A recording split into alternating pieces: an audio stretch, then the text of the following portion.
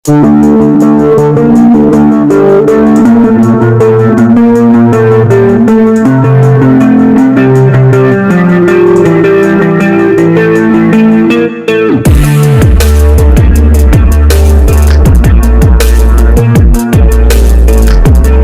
sekelumit kisah sejarah yang terjadi pada bulan Maret tahun 1966.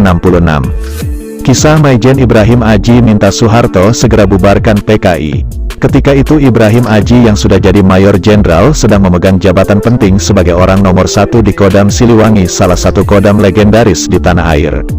Ketika itu Maijen Ibrahim Aji dikenal sebagai salah satu jenderal yang dipercaya Bung Karno, Presiden Indonesia kala itu.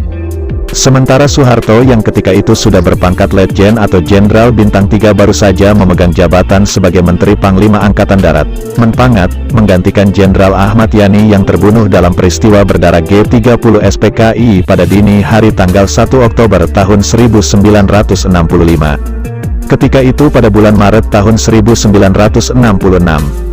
Tuntutan pembubaran PKI Partai Berhaluan Komunis yang dianggap jadi dalang peristiwa berdarah G30S tengah menggelora. Sampai kemudian keluar surat perintah tanggal 11 Maret yang ditandatangani Presiden Soekarno. Dalam buku, Sejarah Surat Perintah tanggal 11 Maret tahun 1966, yang disusun Saleh Ajamhari, Amrin Imran, Ari Wiyadi, Sutopo Sutanto dan Susanto Zuhdi dikisahkan pada tanggal 11 Maret tahun 1966. 3 jenderal yakni Brigjen Amir Mahmud, Brigjen M. Jusuf dan Brigjen Basuki Rahmat menghadap Bung Karno di Istana Bogor. Ketiganya menghadap Presiden, sembari membawa pesan dari Letjen Soeharto bahwa Menpangat akan memulihkan keamanan dan ketertiban jika diberi mandat oleh Presiden secara tertulis. Maka setelah bertemu Presiden Soekarno, 3 jenderal dan para waperdam yang diajak turut serta dalam pertemuan itu merumuskan bentuk surat perintah untuk Letjen Soeharto. Menurut buku, Sejarah Surat Perintah tanggal 11 Maret tahun 1966, setelah diadakan beberapa perubahan sebagai hasil diskusi antara Presiden Soekarno dan para waperdam di satu pihak dan 3 jenderal di pihak lain, akhirnya tersusun draft surat perintah yang disetujui oleh kedua pihak.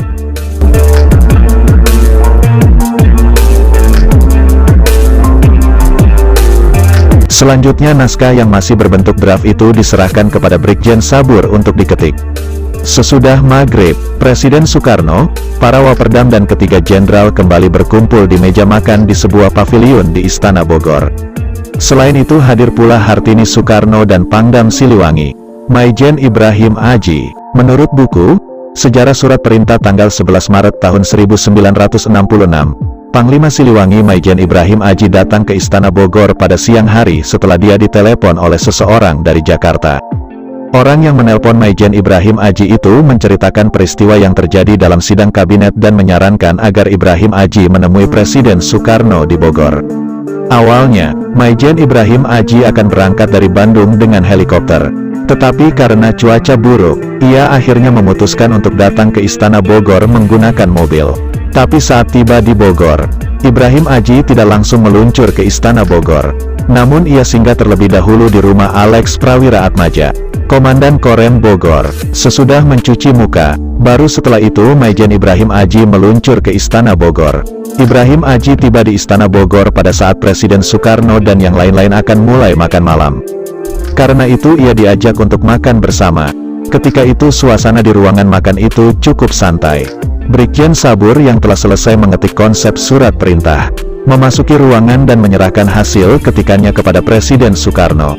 Brigjen Sabur mengatakan bahwa secara teknis administratif, surat itu masih ada kekurangannya sebab perkataan pertama pada halaman kedua tidak dicantumkan pada bagian bawah halaman pertama. Juga surat perintah ini terdiri dari 2 halaman. Mendengar itu Brigjen Amir Mahmud cepat menyela.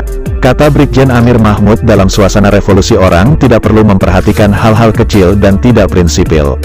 Lalu, Bung Karno pun mengambil naskah dari tangan Brigjen Sabur dan membacanya. Sesudah itu Bung Karno menyerahkan kepada para waperdam yang hadir agar turut membaca. Pada saat Bung Karno menerima kembali naskah itu untuk ditandatangani, ia tampak ragu-ragu, menandatangani atau tidak. Suasana hening, semua mata tertuju kepada Presiden. Para perwira tinggi yang hadir merasakan situasi cukup mencekam.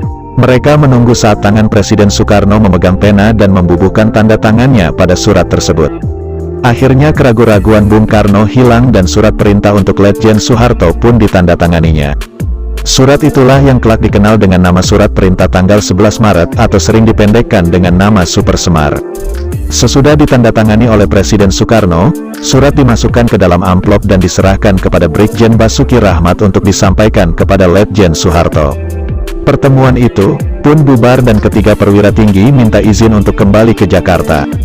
Di tengah istana, Maijen Ibrahim Aji sempat mengatakan sesuatu kepada Brigjen Basuki Rahmat. Kata Maijen Ibrahim Aji, bahwa surat perintah sudah cukup kuat sebagai dasar hukum bagi Letjen Soeharto untuk membubarkan PKI.